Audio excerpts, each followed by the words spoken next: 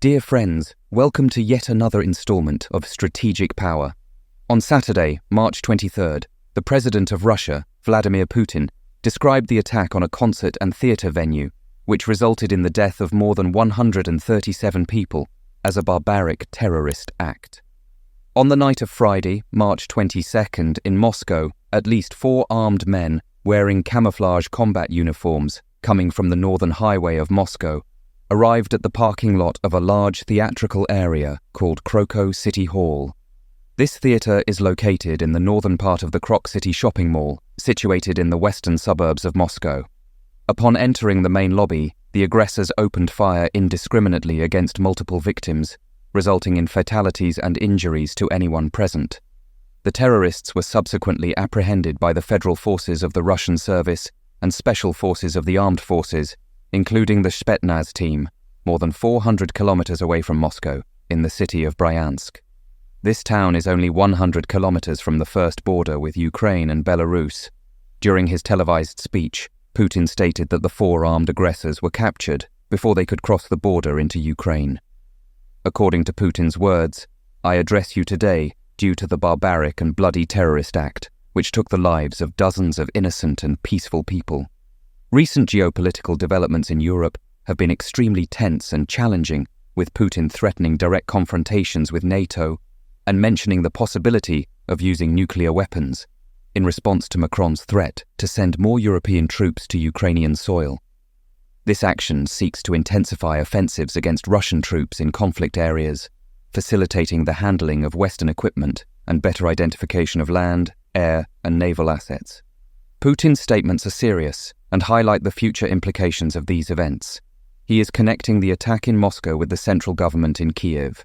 From his perspective, the 4 responsible for the terrorist act, who shot and killed people, were heading towards Ukraine. According to preliminary information, they intended to cross the border.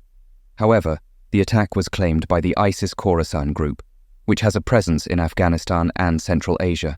Putin made it clear that there will be severe consequences for those responsible for these cruel and inhumane actions, likely including the relatives and close associates of the 4 terrorists, as well as other detainees and those under investigation, across Russia throughout this week.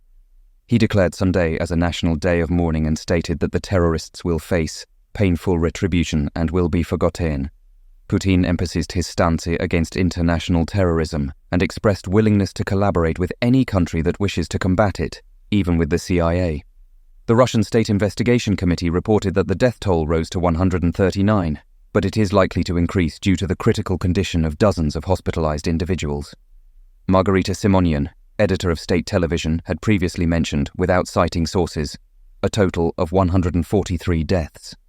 Regarding a possible connection of Ukraine to the attacks, the Russian Security Service, FSB, stated that the aggressors had contacts in the country. However, neither Putin nor the FSB publicly presented any evidence of that connection with Ukraine, with which Russia has been at war for 25 months. The attack on Croco City Hall highlighted concerns about security vulnerabilities in Moscow, even at levels close to the Kremlin. However, it is highly unlikely that a terrorist attack of this type would directly reach the office of President Vladimir Putin, due to the intense security protocols involving multiple layers of protection. Instead, it is considered more plausible that any attempt on the life of the Russian president or other important members of the government would come from within the Kremlin circle itself, rather than an external attack. It is important to note that the attack on Croco City Hall occurred at a distance of 16 kilometers from the administrative center of the Kremlin. The spokesman for Ukrainian military intelligence, Andrei Yusov, denied all accusations from Russia and emphasized that Ukraine did not participate in the attack. Yusov stated, "Ukraine is defending its sovereignty against the Russian invasion, liberating its own territory and fighting the Russian army and military targets, not civilians." He argued that the version presented by the FC, that suspects were detained on their way to Ukraine, was clearly another lie of the secret services. As for the consequences if the terrorists had entered Ukrainian territory to escape Russian authorities and were captured by Ukrainians, it would be a complex scenario with potential escalation of tensions between the 2 countries. The diplomatic, legal, and security implications would be significant, potentially leading to an intensification of conflicts and the need for international mediation to avoid an even greater crisis. First of all, there is no evidence of any involvement or connection between Ukrainian military or politicians with radical groups in this specific case. If the terrorists crossed the Ukrainian border in Sumy coming from Russia, it is highly likely that they would be captured or questioned about the reasons for their entry at this time. Ukrainian authorities would likely take them for interrogation by the armed forces. Then, Ukrainian intelligence would investigate the events in Moscow and report to the Zelensky government, who would seek, discreetly, contacts with the authorities of the Russian Foreign Ministry or through intelligence communication channels between the West and Russia. The influential Russian legislator Andrei Kartapolov stated that, if Ukraine were involved, then Russia should respond decisively and clearly on the battlefield.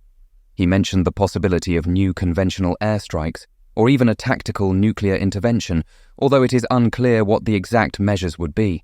The number of deaths in the recent attack represents the greatest loss of life due to terrorism in Moscow since the incident in 2002, when Chechen separatists took hostages at the Dubrovka theatre. On that occasion, at least 170 people, including dozens of aggressors, lost their lives during a failed rescue operation. The US Embassy in Moscow issued a public alert on its website on March 7th, informing that extremists have imminent plans to carry out attacks at large events in the city, such as concerts and shows. Although the United States did not specify that the alert was related to the attack that occurred, National Security Council spokeswoman Adrienne Watson stated in a statement on Friday that the US government had information about a plan for a terrorist attack in Moscow. French President Emmanuel Macron raised the terrorism alert level to the highest over the weekend and, on Monday, declared that there is a possibility of attacks in France, similar to the one in Moscow. The United States, France, and Russia have carried out military intelligence activities against ISIS throughout the Middle East for decades. Furthermore, Ukraine could be a target for radicals if they captured their territory and subsequently extradited the terrorists to Russia.